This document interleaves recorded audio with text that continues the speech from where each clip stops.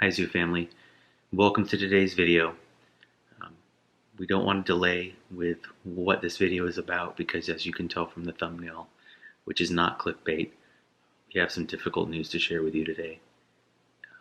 Many of you know that we've been expecting twin girls, and Melanie is about 20 weeks pregnant right now, and we found out a few days ago that we lost one of those two girls. We lost the little girl who for a long time was known as Baby B in all of her sonograms. And if you watched the name reveal video, you know that she came to be known as Chloe. Chloe Ruth Ann Chandler. And she is in heaven now. We don't have a lot of information that we can really share with you, the details of why this happened, because we don't know, and it does not appear that we're going to get the convenience of knowing that this side of heaven. One day we'll know, but there's no answers right now. Both girls were tracking the same developmentally. Every appointment, they were healthy. Their heartbeats were identical. And this week, that wasn't the case. So, Daisy is healthy. Our other little girl is healthy and continuing to develop right on course for where she should be. We know that many of you are going to probably be feeling a spectrum of emotions. And I can tell you, in just the few days now that we have been grieving Chloe's loss, we've felt the full spectrum ourselves. We have felt such anguish, Zoo family. We can't put into words for you the level of anguish we've felt in recent days. Our kids have felt the same. Our children are a wreck, really. They are emotionally all over the place because they've never dealt with a loss this close to home before. They've never dealt with a loss in the home, or even in the extended family, really, that any of them can remember. So they are distraught.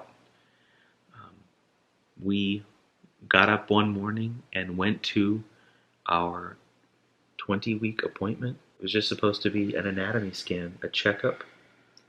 Yep. Where they measure every part of both girls and just make sure that everything's there, and all appendages are growing, and that's all. It's just a sonogram. Like, don't make it just in case Right. they think that it's like some kind of additional Right, yeah. test. It's just a sonogram that's highly in depth. And we've had so many sonograms, it felt like just another appointment. In and out, and we were vlogging that morning.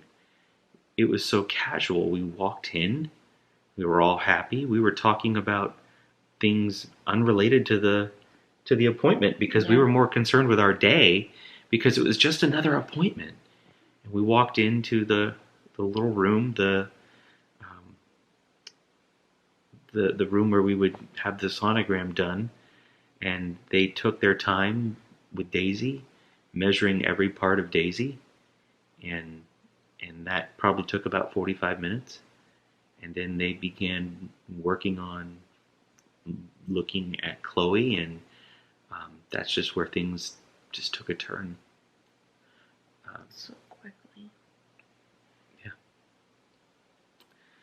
And being that the kids were with us, we didn't have the convenience of taking them home and telling them in their own safe environment because we were distraught. I can't even remember everything super clearly, but I do remember that we were crying very loudly, and we could have been yelling. I don't even know at this point because it's all such a blur of emotion and pain.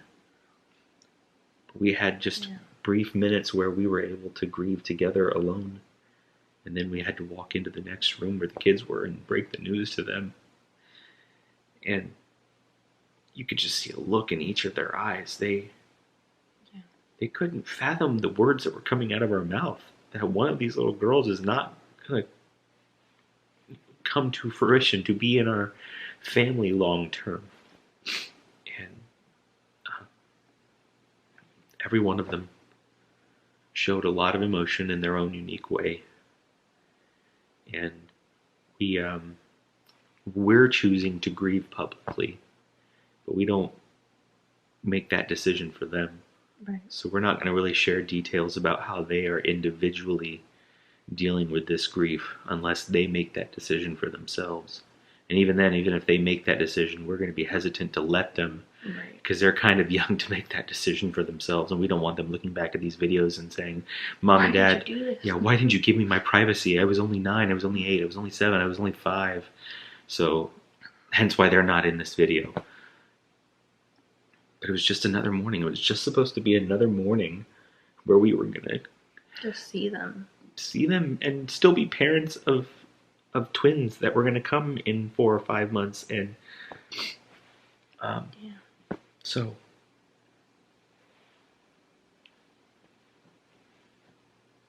that's the news.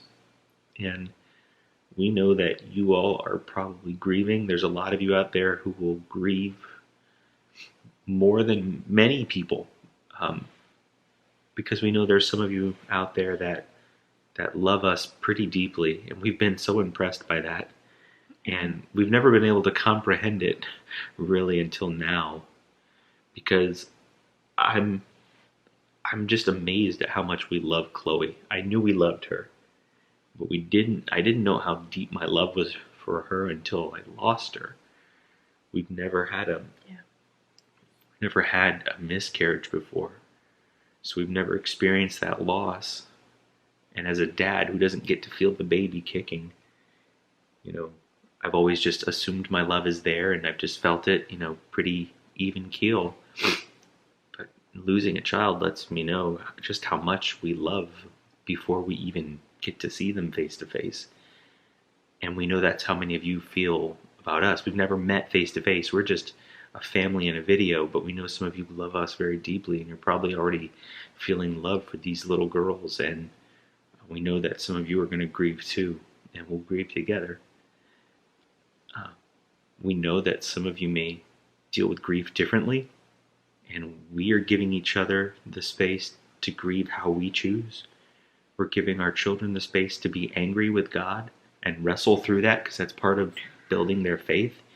We're giving them space to be happy if they don't need to be sad. Each of us is allowed to deal with it at our pace and in our own way. And we want to give you that same space. But we do ask that if you are dealing with this grief in an angry way, that you don't put that in the comments. That's the only thing we ask. We pray that the comments of our channel, and particularly of this video, we just ask you and we pray that comment section would be a place of healing and peace and calm and caring for one another, because there's many of you who are hurting, and you may find some peace and friendship with people across the globe down below in the comments. So I just hope that can be a place of mutual healing for people. Our faith has really been tested in this. You all know we wear our faith on our sleeve. We don't try to hide it. And we aren't like super in your face about it, but we are not ashamed of it either. But it's really been tested these days. I'm a pastor, and I've even felt guilty, like I'm supposed to be the one who handles this perfect, but then I remind myself a pastor is not a perfect person, and I'm learning these lessons now, maybe so that I can shepherd people through these things in the future. I'm learning how to empathize and feel what this is like, and it's going to shape me as a person. It's going to shape our family. Our family's going to come out of this stronger. You were saying that before we even left the hospital. I did. You were encouraging the kids, and I was really proud of you for saying that, because I didn't have the mental bandwidth to say it. I didn't even think that, and you said it, and I was like, man, that is so true. this is so tough, but we're going to come out of this even closer than before just by going through this Yeah. adversity together. The kids asked about what we would do with YouTube, and I said that this was basically just the beginning of our channel. Caleb thought it was the end. Caleb said, Yeah. because Caleb realized the gravity of the situation. Not because he thinks that, oh, well, we can't have sad stuff on YouTube. No, he realized the gravity of this and how this was something so earth-shattering that life may come to a complete halt. YouTube may be done. Is Dad ever going to work again? Can we still launch a church in 30 days? Can we survive this? Can our marriage survive this kind of pain? He realized just like how deep this pain can run. Yeah. And we reassured him, no, we've always had this mantra, it's not one that we coined, but we're here to show the good, the bad, and the ugly, just of an authentic Christian life, of people who love the Lord, who are only able to love Him through faith in His Son Jesus, and who just we can't even use the words who do their best, because it's not that. Who walk by the Spirit and welcome the Holy Spirit to do His best in them, which is far better than our best. And we feel Him leading us through this. We shouldn't even be able to record this right now.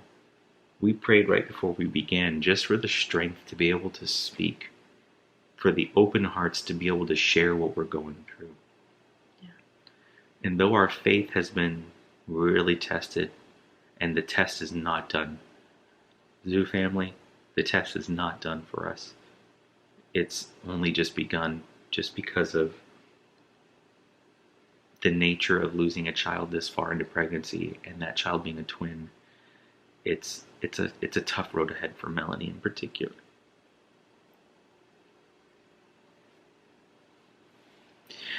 So our faith has only just begun to be tested. But it's already been strengthened. I felt it strengthened in these few days. Yeah. Because as much as I found myself wanting to say, God, why did you have to do this?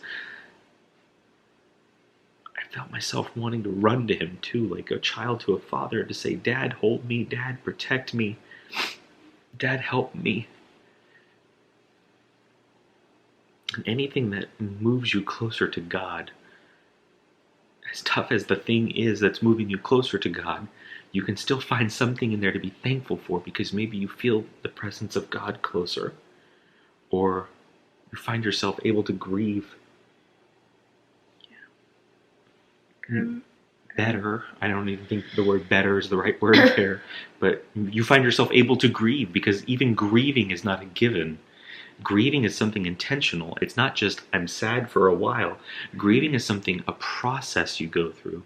And God's given us the grace to even in that room, when they told us this news, God gave us the grace in our minds to even think to ourselves, our children need to learn how to grieve. I don't even know, apart from the grace of God, how we had the mental acuity to even think those thoughts amidst all the pain we were feeling. We thought to ourselves, this is a chance for our children to learn to grieve well, because they're all going to face adversity in their life. And that's when we said, we need to be honest with them. We need to set an example for them. Yeah. That afternoon, I did not want to see anyone or talk to anyone. But our pastor offered to come over. And I love our pastor, and it's nothing against him. I wouldn't have wanted to see my own dad at that moment, because I just didn't want to talk to anyone. I wanted to be alone. I wanted to sit in silence and grieve a little bit. But I think I even told Pastor Greg, I said, I think we need you to come over.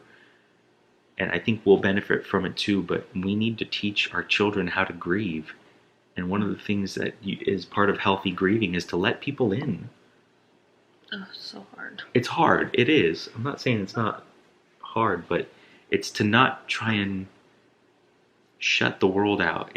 Part of being able to move through grief is doing it with people involved. I mean, I'll tell you, our church family has been so kind to us these past few days. You know how there's that buffer zone between men where we're like, we'll like bump fists or whatever. We got our handshake or our little side hug, shoulder to shoulder thing. Like, that's gone these past days. Like, there's been men in the church one of them in particular just grabbed me and pulled my head into his chest like I'm his son. And he prayed there and I needed that. I just needed to be hugged, I'll tell you. Oh man, sometimes we are not allowed to be the sex that does that stuff, but man, we need hugs too. And Rob, I don't know if he could tell that I needed a hug or just, but he was right there. God put him right there. Our church family's been sending us meals. We've only had 2 meals, but they're planning like a month of meals for us, and that is so necessary just to relieve the stress of having to figure out how to care for ourselves. People, they're nourishing us, they're showing us love. And then when each family comes with a meal, we're talking to people. We're not trying to grieve silently. We're not trying to, isolate ourselves. It's making it a built-in part of the process to welcome people to be part of the healing process. And God uses people, and God's using our church family right now to help us. You've gotten text messages that have just encouraged you so much. Countless women just sending me scriptures, and like one in particular sent me a message, and it was just like her raw emotions were just displayed in a text. And it was someone that I highly admire, and it was just comforting that she didn't have all the answers, and she was hurting for us in such agony, that made it okay that, if I'm however I am that day, that's okay. That's okay. And then I got a text on Sunday with like this, I don't know, 5 or 6, maybe 7, 8 verses. And it was just like exactly what I needed to hear. That, God is going to use Chloe's death for his glory. It doesn't make sense. It's hard to make sense of it, but God would be glorified in this. We believe that. We do. Caleb's been struggling in particular, and I'm not going to go deep into it, like I said, but he's had all the questions like we have. He's shown his maturity, that he's wrestling with the right questions, the deeper theological questions of why God lets this happen, and what's his purpose? What's his purpose? In painful times like this, and why does God let painful things happen to quote unquote good people? And did God kill Chloe? Because he wants to know the ins and outs and the details of what has occurred here. And in some ways he's seeking answers for things that he can't know, which we all tend to do, right? We want the answers, and we're convinced that having answers will make us feel better, but then we wouldn't even have to have faith. And so this is definitely an opportunity for him to have faith. And we're helping him understand what he can know and teaching him to have faith for the things that he can't have answers on. And that is exactly what we're going through. It's the same thing. Every day we're having to preach the gospel to ourselves and remind us that death is not the end for those who believe in Jesus Christ. It's not. This life is just this little piece of eternity that we get to live, and then God calls us home.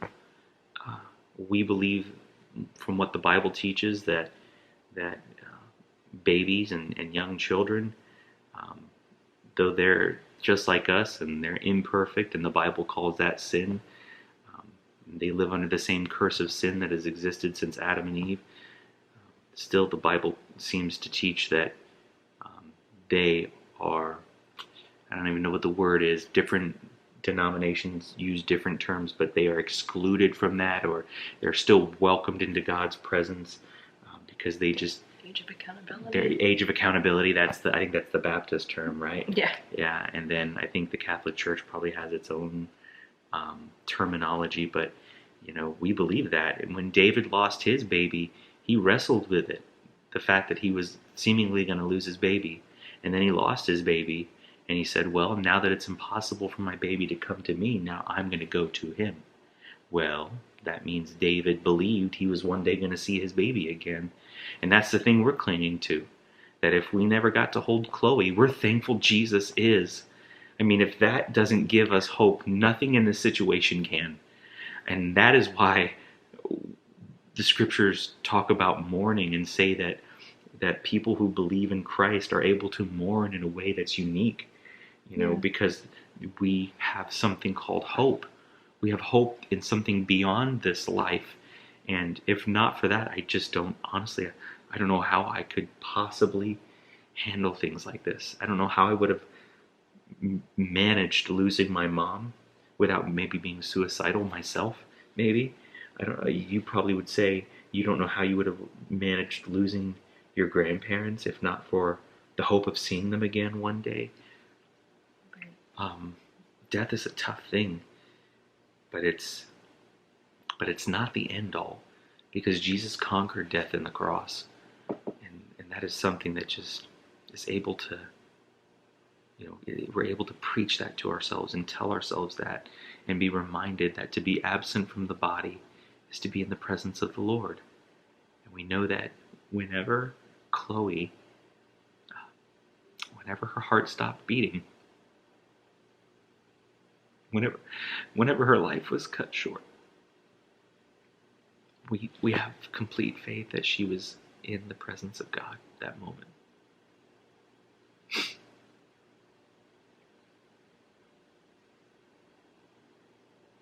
That's a beautiful thought. Yeah. And yet the flesh weeps with what we feel that we've lost here. Yeah. Because we are thinking about her life and all that it would have entailed and held, and how Daisy now will have a sister waiting for her in heaven one day, and how their lives will always be intertwined, and there will be a story there, and there's just so much to think about, and there's so much, just a tip of an iceberg of compared to all that we're going to be dealing with in the coming months. So that's where we're at, and we wanted to share the news with you and be really transparent about all that we're feeling, all that we're dealing with, and I guess to begin the grieving process with you. There's many of you watching, thousands and thousands, and depending on the video, there could be anywhere from 10,000 of you who see this to 1 million of you who see this. But we're going to be praying for you. Whoever you are, you, and I mean you individually, we're going to be praying that God would give you peace about this, especially if you're feeling grief. We thank you that you feel grief, because we know that it means you love us. And when Caleb asked me about pain, why God lets us go through pain, I said, Caleb, even, and this was the day of, this was the afternoon after the morning where we found out. I told Caleb, I said, Caleb, in my heart, I can only speak for myself, but the fact that I'm grieving lets me know that I truly loved Chloe. I truly, deeply loved her. And I just said, Caleb, it's a gift to be able to love someone that much. It's a gift that God gives us, the capacity of our hearts and minds to comprehend that type of emotion and then share it from one person to the next, and then vice versa, and then in groups of people, in community with other people like we have with many of you. Love is a gift, and we know it's as much as it's a gift for you to be able to love our family, we know that with that comes opportunities like this where you're left with heartache. Yeah, heartache. And that's, I say opportunity, because you can grow through this too, just like we are. It's not easy to say that when you're in the midst of the pain.